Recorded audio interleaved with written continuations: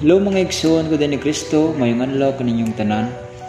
Dinhi nining bidyuha inyong mapaminawan ug masaksihan ang among pagpakikinabi sa maong tawo mapangunay ginahisgutan kanha kaninyo nga gigamit gipuy-an sa balaang espiritu sa kamatuoran. Ug ana kami mga pangutana kaniya bahin sa iya nga pagpanambal ug pagwali sa balaang kasulatan.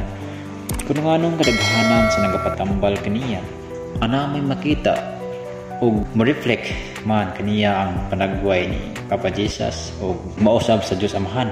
Mangigsoon sa iyang paghatag mutubag sa among pangutana ngadto kaniya, inyong mapaminawan ang tingog niya niini nga siya pa nga tawhanon ang nakigsulti ug kun usab na gani ang tingog niini, ang espiritu sa kamatuoran na kana ang nakigsulti gamit lamang ang iyang kasing-kasing ug hunahuna sa iyang gigamit. Ilabi na kung magsulti kinig mga pulong anak, kamo o kanako.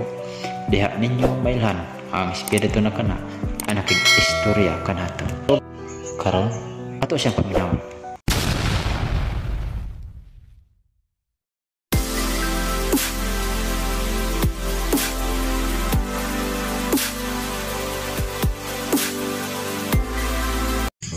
Kini akong pangutana diha ni mo call. Bahay na siya mo ang pagpanambal. Anong nga kasagaran sa nagpatambal, pakita man ang panagway sa espiritu diha nimo ug nga kami usab nga kanunay naga paminaw sa imuhang mga wali, wala man pud mi gipakita. Ug mao lang kana. Salamat. Kung ako ay pasultihan ninyo, ana man sa balaang kasulatan, ana ka na sa balaang kasulatan. Bulahan ka itong muto nga wala nakakita, kay nakasaka kita nga dili mo tawa. Inumdumi ninyo pag-ayo si Tomas, dili mo tawa. Apan katong mga apostoles nito bisag wala nakakita ug nagpakita ako, ningon ako, hikapang akong mga kamot Tomas, ang akong mga tiyan ug nito siya sa diyang nakita ko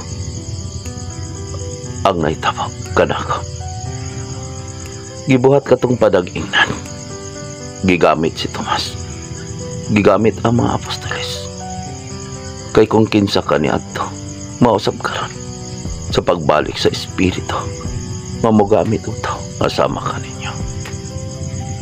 Hinumdumi isab ninyo pag-ayo katong taong giyawaan nga diya sa daplin sa baybayon, gipapahawa ang daotan, ang yawa, ug ipasulod dito sa baboy, ug niingon siya, muuban siya kanako sa akong pagwali.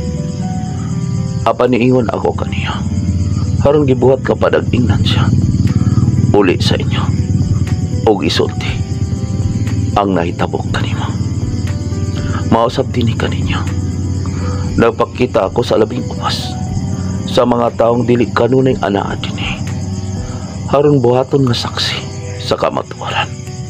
Dili na sila magsulti o magwali sa balaang kasulatan, kundili angay lang isulti ang iyang nakita nga mao ang espiritu. Anaa ka na sa balaang kasulatan, kung daghan ka mong nakabig, musidla ka mo sama sa usa ka bitawan. Mo-reflect ka ninyo ang panagway sa inyong mangluluwas, kaya naamang ka na sa balaang kasulatan. Nalipay ako pag-ayo, magipadala sa Amahan ang espiritu nga magdala sa akong pangalan, o gidawat ninyo dining dapita, giantosan sa akong gigamit, kay siya man nagdawat, ang iyang kasing-kasing maluluyon. Busa, huyang siya sa iyang pagkatawanan. Mao gani nga siya unta kadto ang mutubag kaninyo. Apan huyang man siya, kay basi makadungog ang uban, ug moingon usab nagpaginog-Ginoo siya. Mao ka na anak, kung unsa kaniadto, mausab karon sa pagbalik sa espiritu nga mogamit ang tao nga sama kaninyo, mga liupo ngadto sa Amahan, magsulti sa kamatuoran. Ana ka na kanunay ka ng gisulti. Sa John 16, gisulat ni Juan. Mo nang ang akong bot ipasabat. Kung nagpaupas, kay gipakita naman ang naa sa upas. Kay walay tao nga naa sa taas, mapaytason o bandianon nga makasaksi. Tungod kay dili man sila maantigong magpaupas, busa magpakita ako sa labing upas. Ang Espiritu musab ang panagway sa akong gikamit. Mabuslot ang iyang kamot. Di ba nakita man ninyo nga wala sa'y gibitbit, wala sa'y kalibutanon nga gibuhat, kundili magpainom lamang og tubig og musulti sa kamaturan. Nagawali gitambalan ang espirituhan ug tawanan. Sama ka nako kaniadto. Tanawa karon ang mga tao, dili sila motawa kay kalibutan ang ilang hunahuna. Ana ka na sa balaang kasulatan, sulat ni Juan. Dili makatugkat ang mga kalibutan o tawanan ni ini, kay dili man makakita o makailang.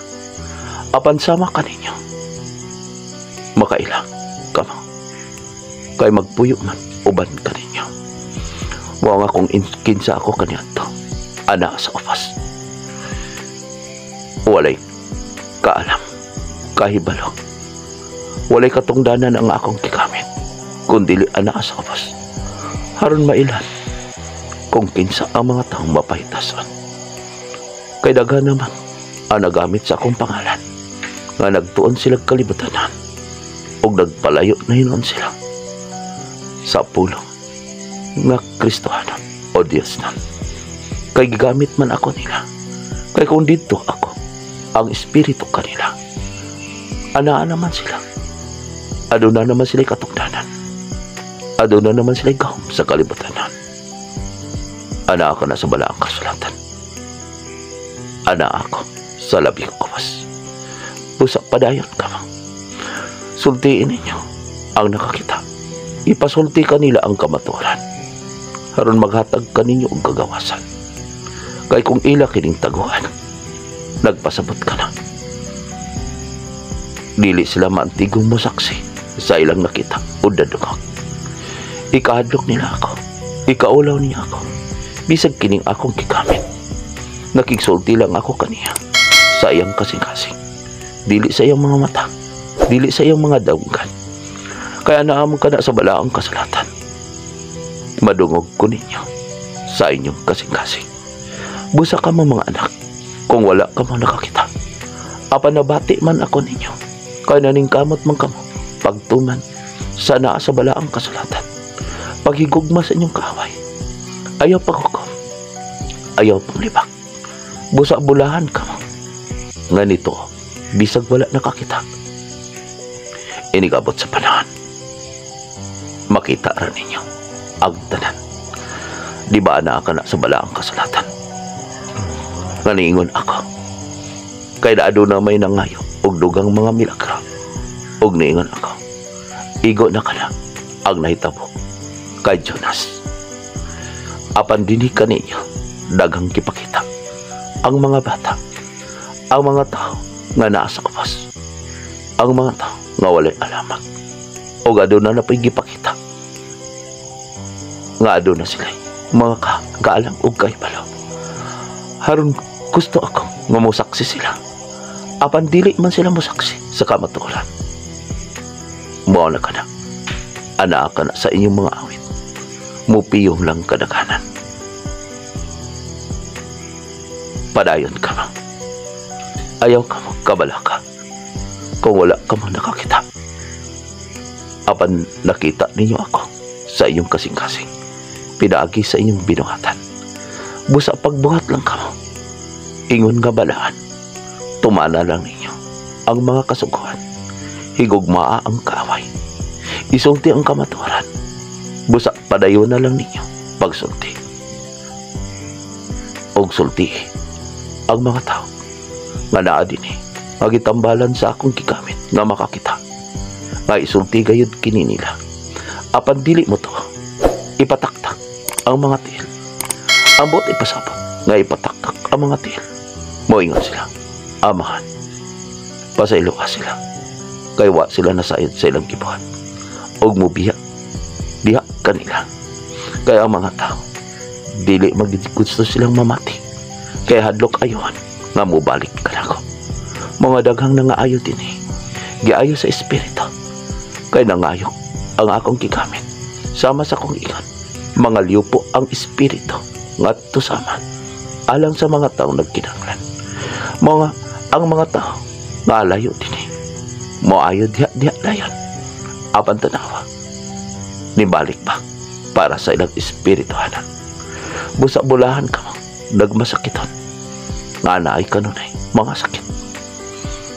Kay mantigo naman kamong magpaubos o kanunay kamong makabati sa mga pulong nga makabalaan ka ninyo. Magunsa man nga nakakita ka mo apan dili kamong musaksi pinaagi sa inyong buhat. Bulahan ka mo anak nga wala nakakita sa inyong mga mata apan nakita ninyo sa inyong kasing-kasing. Kay nagabuhat man kamo sa mga pulong nga makababalaan ka ninyo. Busa, padayon ka mo. Isang nyo, isulti ang kamatuaran. Kay mauna karon ang panahon sa pagpili sa akong mga napili. Ang amahan, magpili og pinaka-importanting bato. Apan dinhi pa kamo sa kalibutan. Kuhaan ninyo ang mga bato nga way bili sa amahan. Pagpaubos ka mo, balusin ninyo og pan. Balusi og pagpaubos ang ilang mga panglibak. Paghukom ka ninyo ang ilang pagkagbingkil. Pasaylo ka sila. Kay wala sila pili. Apan bililon sila kaninyo. Kay diha makita nga kamo nagapaubos o nagapasaylo o dahigugma sa inyong kaaway. Salamat kaninyo. Salamat sa Panginoon. Mga igsoon, ayaw lang kamo katingala o kalibog kon ining bidyuha at wala na usab ninyo kami nakita kay kadtong inyo nakita sa nangagi kong mga upload videos nga naa ang panagway.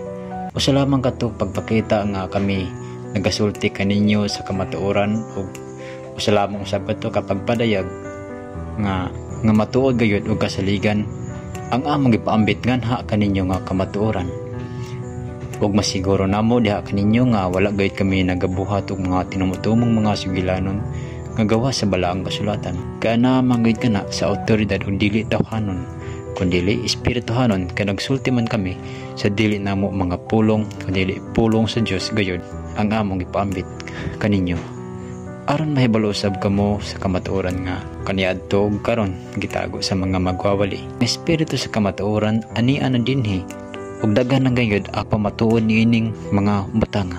Hangyon ko kamo mga igsoon sa pagsubaybay kanamo aron kanunay kamong mangkadungog sa mga mensahe sa espiritu sa kamatuoran. Kaya ang kamatuoran man ang maghatag kanato kagawasan. Salamat kaninyo og please like, share and comment.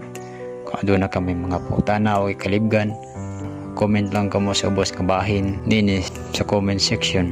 Og please subscribe and click the notification bell para kanunay ka mong updated sa mga umaabot kong mga upload videos. Daghan salamat.